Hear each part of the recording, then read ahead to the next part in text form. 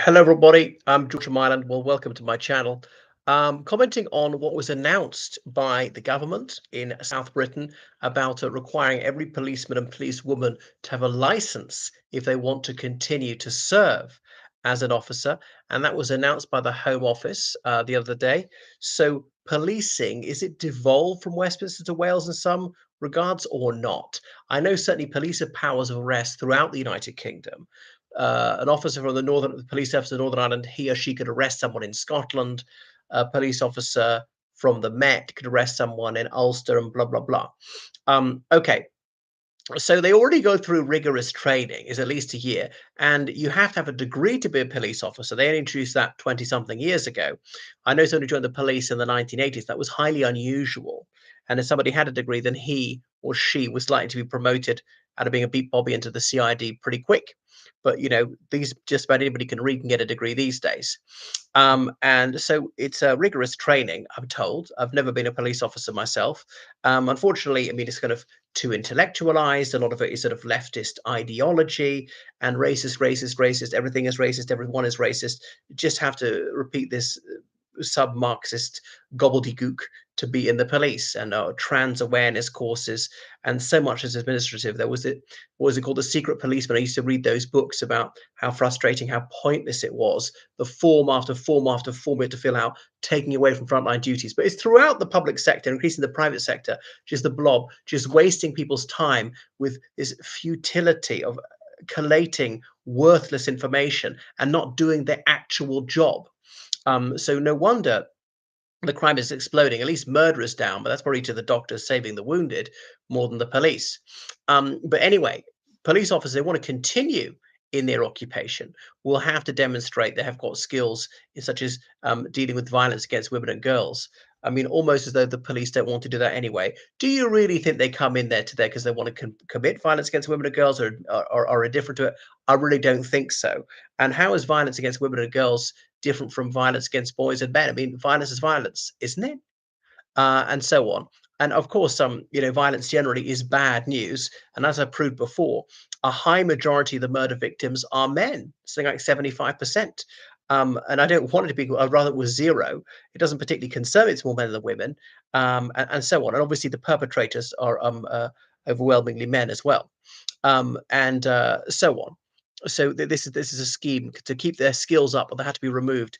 I mean, we don't have enough police officers. We struggle to recruit them. People are being blocked. People are being thrown out because they cracked a joke in questionable taste, which is absolutely preposterous, and so on. Uh, so it's going to be very costly. It's going to take up a lot of their time. So they're not going to be fighting crime because they'll be just filling out these forms or reading these books and so on. Wow, it's just a feminist twaddle, just taking it over. A license to practice. They already have their whatever warrant card and so on. And the same program across 43 police forces. I don't have a strong view whether they should be different county constabularies or not. North Britain's got a single one called Police Scotland. I don't know why they don't call it Scottish Police, and so on. Okay. So the minister, Sarah Jones, was announcing it. Every police officer needs to remain match fit to protect their communities. As crimes evolve, we expect the police to evolve more quickly. Close quotation. She's the crime and policing minister. Well, they are trying to evolve, and obviously there's cybercrime and things like that. Okay, so they have to be able to do this. But anyway, the Metropolitan Police Federation, and this was a few times I agree with them, said it'll be expensive, time-consuming tick box exercise.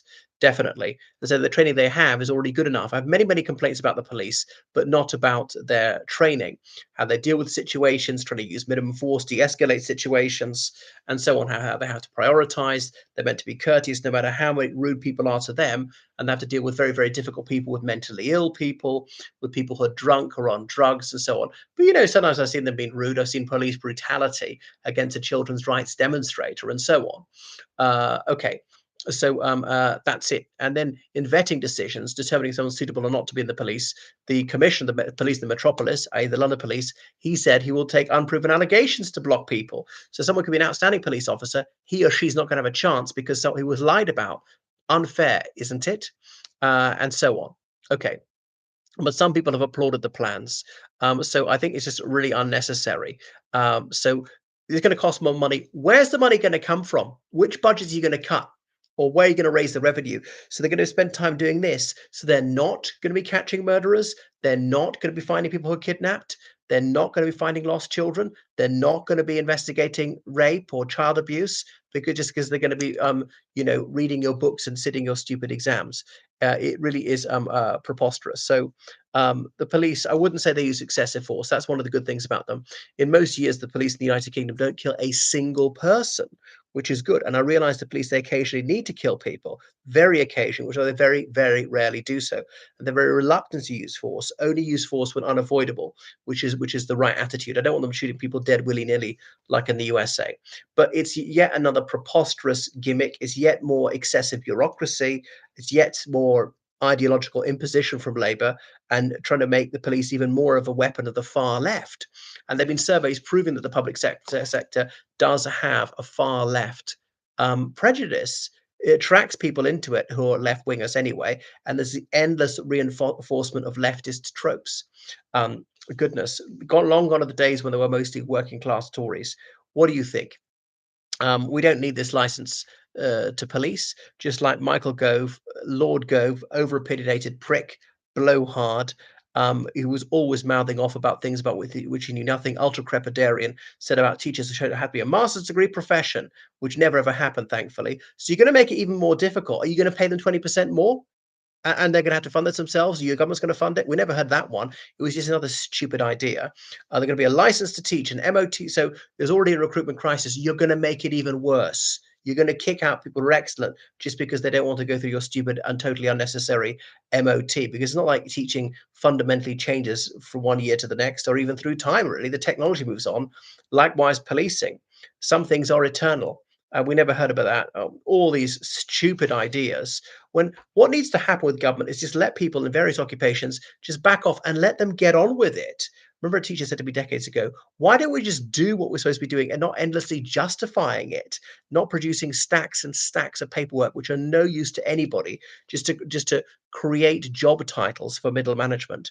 Anyway, it is something that really enervates me, as you can see, and it's just getting worse. And when the Conservative Party was in office, supposedly the party of small government to shrink the size of the state, to have a bonfire of regulations, and didn't do it. Did precisely the opposite. At least I expect this rubbish from Labour. We maybe, just maybe, they can be talked out of it. But no, they're going to run with this. They've got to be in their bonnet. That they think that you know. Shrieking feminist slogans at them is somehow going to solve problems. So it will no, it won't. It'll just aggravate them. All right. I mean, can you think of a police officer who's been an outspoken right winger or anti-feminist in recent decades? I can't. They're all to be feminists. Feminism, fine, you be feminist. Why can't people be anti-feminist? I'm not saying I'm an anti-feminist, but only people of one mindset are allowed there, and then everybody's called racist, even though they're always screaming they're anti-racist. It just doesn't make sense, does it? It's loony leftism. Well, typical.